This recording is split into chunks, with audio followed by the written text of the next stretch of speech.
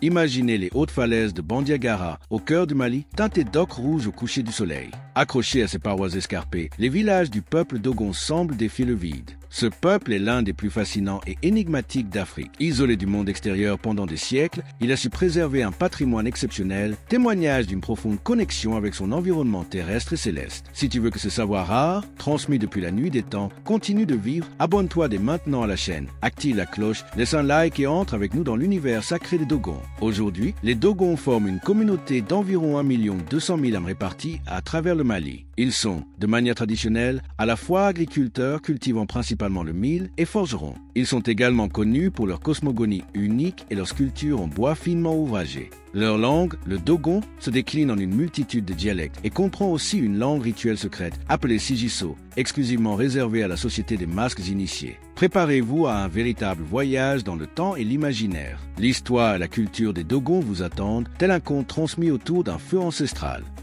Selon la tradition orale, les ancêtres des Dogons seraient originaires du Mandé, une région située au sud-ouest du Mali. Ils auraient quitté ces terres entre le XIe et le XIIIe siècle. Une légende rapporte que cette migration longue et difficile aurait été motivée par deux causes. La volonté d'échapper à une islamisation grandissante, évitant ainsi des conversions forcées, et des conflits internes entre clans. Cheminant vers l'est, ces groupes trouvèrent refuge au cœur d'un sanctuaire naturel. Les falaises de Bandiagara offrant grottes, plateaux isolés et sécurité. Vers le XIVe ou XVe siècle, les Dogons s'installèrent définitivement dans cette région escarpée. Ils y construisirent des villages perchés à flanc de roche, découvrant sur place les vestiges d'un peuple plus ancien, les Télèmes. Ce nom signifie littéralement « nous les avons trouvés sur place ». Ces mystérieux habitants des cavernes auraient précédé les Dogons en ces lieux reculés. Les falaises devinrent ainsi un bastion naturel, un refuge presque inexpugnable, permettant aux Dogons de pratiquer librement leurs coutumes et leurs croyances dans une relative isolation. Ce cadre géographique difficile d'accès a profondément marqué l'histoire du peuple Dogon. Il a permis la préservation de leur mode de vie ancestrale.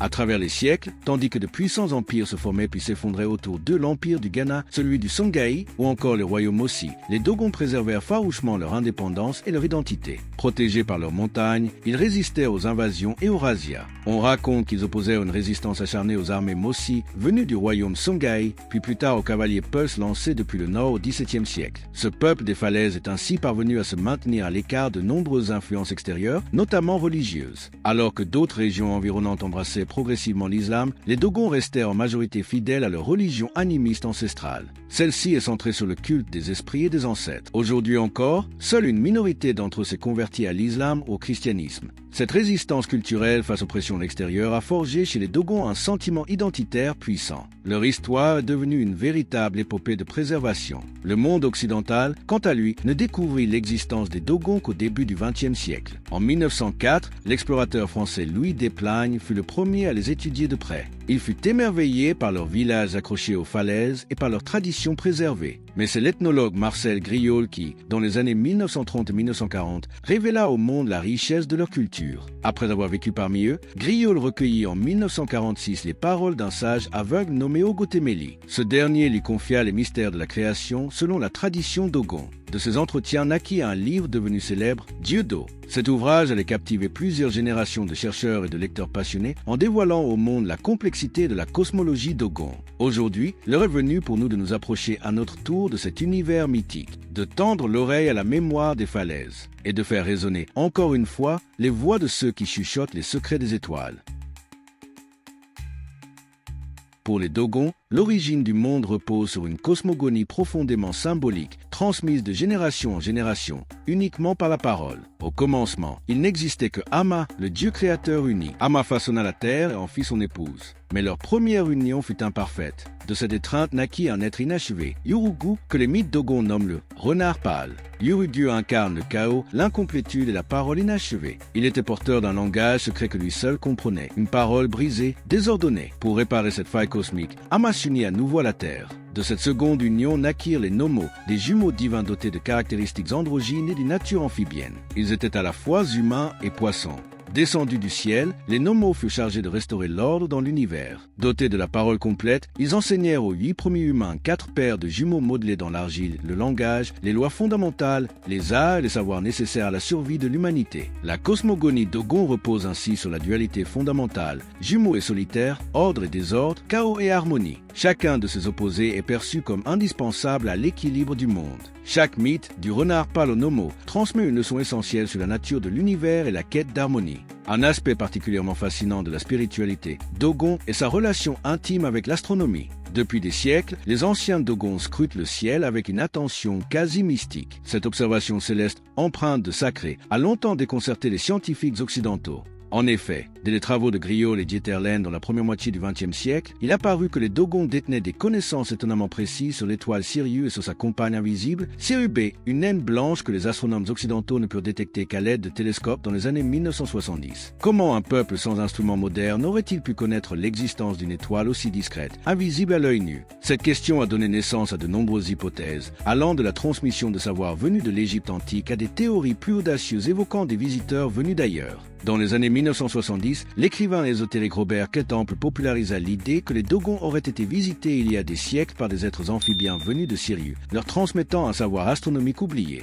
Mais les chercheurs contemporains adoptent une approche plus rationnelle. Des enquêtes ethnographiques menées dans les années 1990 n'ont pas trouvé de preuves solides d'un culte ancien de Sirius dans les traditions orales Dogon. Ces données semblent indiquer que certaines connaissances astronomiques précises pourraient avoir été intégrées plus récemment, peut-être à la suite d'échanges avec des chercheurs ou des missionnaires européens. Il est aujourd'hui largement admis que ces éléments sont le fruit d'une contamination culturelle, autrement dit, que les informations occidentales auraient été absorbées puis interprétées dans les cadres symboliques propres aux Dogons. Quoi qu'il en soit, la cosmologie Dogon reste l'un des systèmes spirituels les plus élaborés d'Afrique de l'Ouest. Elle mêle l'observation du ciel, la symbolique des éléments naturels et une mythologie cohérente où chaque chose, qu'il s'agisse d'un astre, d'un animal ou d'un être humain, possède une signification spirituelle. Ama symbolise l'unité primordiale, les Nomos représentent l'eau et la parole qui organisent le monde, Yurugu incarne le désordre qui met l'ordre à l'épreuve, et Sirius, que les Dogons appellent Sigitolo, occupe une place mystérieuse dans le grand récit cosmique. On peut imaginer la scène, il y a des centaines d'années, un Ogon, prêtre roi du village, assis sous le ciel noir et brillant, entouré des jeunes initiés du village. À la lueur d'une flamme vacillante, il leur désigne l'étoile la plus éclatante et murmure. Voyez cette étoile, Sigitolo. Elle en cache une autre que l'œil ne voit pas. Elles dansent ensemble, comme nous avec nos masques. Par ce savoir transmis de bouche à oreille, les Dogons ont construit une véritable philosophie du monde. Dans cette pensée, le visible et l'invisible se croisent en permanence et chaque geste du quotidien devient une répétition rituelle du récit de la création. Le résultat est une spiritualité dense, exigeante, mais vivante, ancrée dans chaque parole, chaque chant, chaque masque. L'expression artistique occupe une place essentielle dans la culture Dogon.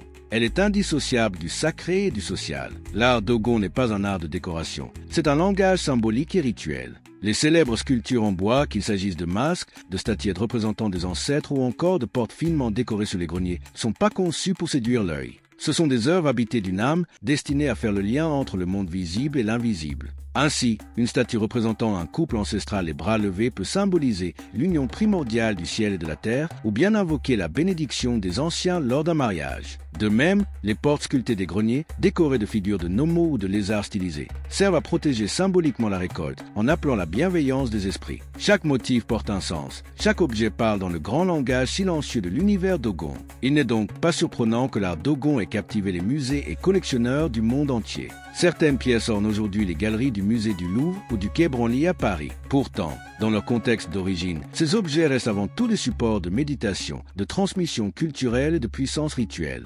Ils sont utilisés lors des cérémonies ou placés dans les hôtels familiaux. Leur esthétique épurée et puissante, avec des personnages élancés, des visages stylisés, des formes géométriques, a inspiré de nombreux artistes modernes du XXe siècle. Mais cette esthétique n'est que la surface d'une vision du monde où chaque forme est une prière sculptée. L'ingéniosité artistique des Dogons s'exprime également dans leur architecture et dans leurs objets utilitaires. Quiconque découvre un village Dogon est frappé par l'harmonie qui émane de l'ensemble. Les cases, les greniers, les espaces communautaires sont tous construits avec des matériaux naturels, pierre, terre crue, bois, chaume intégrés avec une précision remarquable au relief escarpé des falaises. L'un des bâtiments les plus emblématiques est la Toguna, appelée aussi Casa Palabre. Il s'agit d'un abri ouvert, construit au centre du village, reposant sur des piliers en bois sculptés, recouvert d'un toit formé de 8 couches superposées de chaume et de tiges de mil séchées. C'est sous la Toguna que les anciens du village se réunissent pour discuter des affaires communes et rendre la justice coutumière. Mais la Toguna est bien plus qu'un lieu de débat. Elle incarne une pédagogie du dialogue. Sa hauteur très basse oblige chacun à rester assis et empêche tout tout geste brusque. On dit qu'on y apprend à parler calmement, car quiconque tente de se lever trop vite se cognera la tête. Les piliers de la Toguna sont ornés de sculptures représentant des ancêtres, des couples ou des symboles totémiques. Leur nombre, souvent 8, renvoie aux 8 ancêtres primordiaux de la cosmogonie Dogon, ceux qui furent modelés dans l'argile par les Nomos. Tout autour de la Toguna s'organisent les habitations et les greniers. Ces derniers sont eux aussi remarquables. De forme cylindrique, faits de banco à mélange de terre, d'eau et de paille. Ils sont surmontés d'un toit conique en chaume. Construits sur pilotis et munis d'une petite porte, ils protègent les précieuses récoltes du mil contre les rongeurs et l'humidité. Ces silhouettes coniques ponctuent le paysage et sont devenues de véritables symboles du pays Dogon. Près des cases et des greniers se dresse parfois un petit bâtiment, orné de cornes ou d'armes anciennes. Il s'agit de la maison du Hogon, le chef spirituel du village. Elle est facilement reconnaissable, mais strictement interdite d'accès au commun des habitants. Cette architecture n'est jamais purement fonctionnelle. Elle est toujours aussi rituelle. Chaque espace a une signification, chaque orientation une raison. Les Dogons excellent également dans le travail du métal. Depuis des siècles, ils sont réputés comme forgerons. Ce savoir-faire, empreint de mystère, leur confère un statut particulier. Des recherches archéologiques ont révélé que leurs prédécesseurs, les Télèmes, maîtrisaient déjà la métallurgie du fer dès le VIe siècle. Quant aux Dogons, ils ont produit du fer en abondance entre le XIVe et le XIXe siècle, au point que certains chercheurs parlent d'une proto-industrie sidérurgique sur la falaise de Bandiagara. Le minerai de fer, extrait localement, était réduit dans des fourneaux en argile répartis dans différents villages. On estime que cette activité permettait une production annuelle de plus de 15 tonnes à l'époque précoloniale. Ce savoir ancien confère aux forgerons un statut ambivalent, à la fois redouté et respecté, car ils manipulent le feu et les métaux, domaines associés aux puissances surnaturelles. Être forgeron est une affaire de lignée. Le métier se transmet de père en fils. Personne d'autre ne s'aventure à forger, tant cela relève du sacré. Outre les outils agricoles ou couteaux, les forgerons fabriquent les cloches utilisées lors des danses, les bijoux et sculptent également une partie des masques et des statuettes en métal. Leur rôle vient compléter celui des sculpteurs sur bois, fournissant à la communauté les objets utiles à la vie quotidienne autant qu'aux rites. Un proverbe local résume leur importance. Sans forgerons, pas de Dogon. C'est dire combien leur place est centrale dans l'histoire économique, spirituelle et symbolique du pays. Les Dogons pratiquent aussi l'art du tissage et de la teinture. Sur la place du village, on voit souvent le métier à tisser posé au sol, où les hommes fabriquent des bandes de coton qui sont assemblées pour former des vêtements. Le tissu emblématique du Mali, le bogolan, trouve son origine ici. Un coton épais teint avec des pigments naturels de terre et de boue fermentée qui dessinent des motifs bruns, ocre et noirs. Autrefois, les chasseurs Dogons portaient des boubous de bogolan dont les couleurs se confondaient avec la savane. Aujourd'hui, ce textile est connu à l'échelle mondiale, mais pour les Dogons, il reste avant tout un vecteur culturel. Chaque motif raconte une histoire, chaque teinte évoque les savoirs ancestraux liés aux plantes tinctoriales. Enfin, il serait incomplet de parler des savoir-faire Dogons sans évoquer la céramique réalisée par les femmes du village et la médecine par les plantes. Les poteries, décorées de motifs géométriques, sont à la fois utiles et esthétiques. Quant à la pharmacopée Dogon, elle témoigne d'une connaissance fine de l'environnement. Les guérisseurs, formés dès leur jeunesse auprès de maîtres expérimentés, savent quelles racines, quelles feuilles, quelles écorces utiliser pour soulager les douleurs du corps et les troubles de l'âme. Ici encore, tout se transmet à l'oral. Chaque savoir est une mémoire vivante, car dans l'univers Dogon, l'art de guérir, l'art de bâtir et l'art de créer ne font qu'un. Tout s'inscrit dans une même vision du monde où la beauté sert le sacré, et le sacré imprègne tous les gestes de la vie. Tu es toujours là? Alors dis-moi en commentaire ce qui t'a le plus étonné jusqu'ici. La cosmogonie, les masques, les étoiles, ton avis compte, car chaque échange est une flamme de plus pour faire vivre cette culture unique.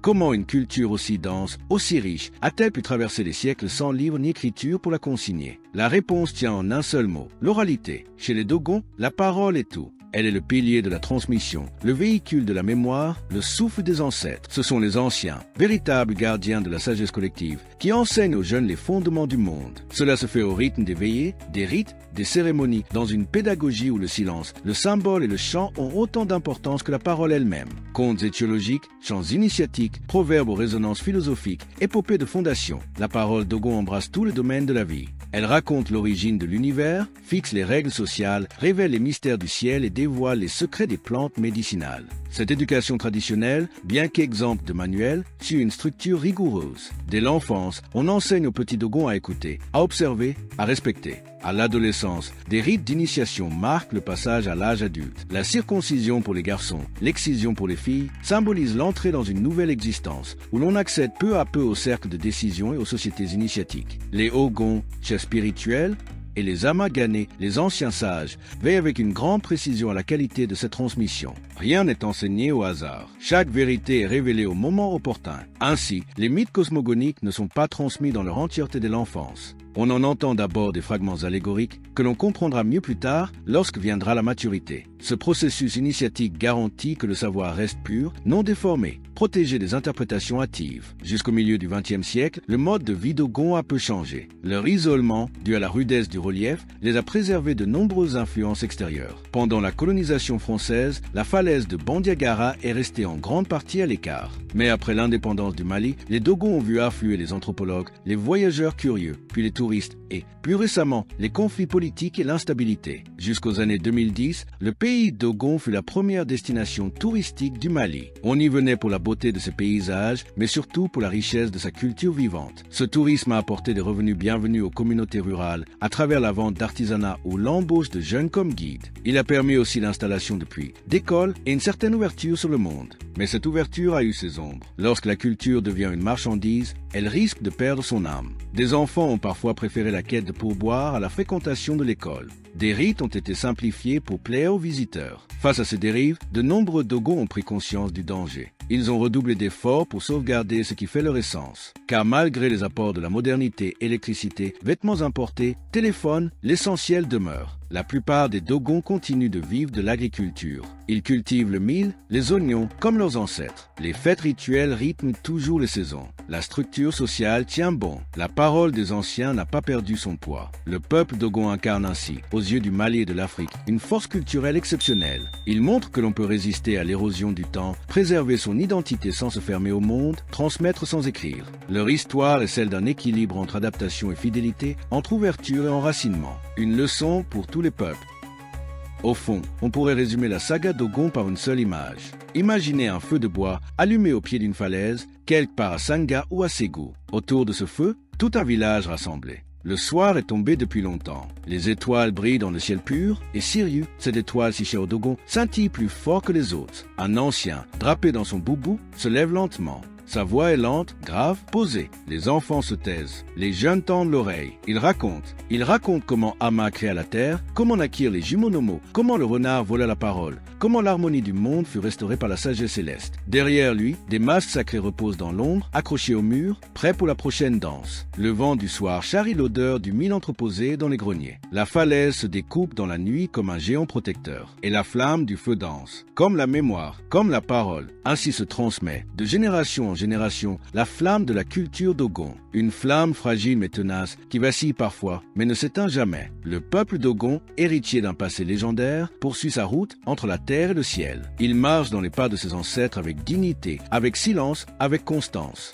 Et nous, qui écoutons ce récit autour du feu, nous repartons changés, émerveillés, convaincus d'avoir touché du doigt une part d'humanité rare, précieuse et éternelle. Si cette immersion au cœur du peuple Dogon t'a touché, partage cette vidéo autour de toi. Ensemble, faisons résonner cette voix millénaire au-delà des falaises du Mali.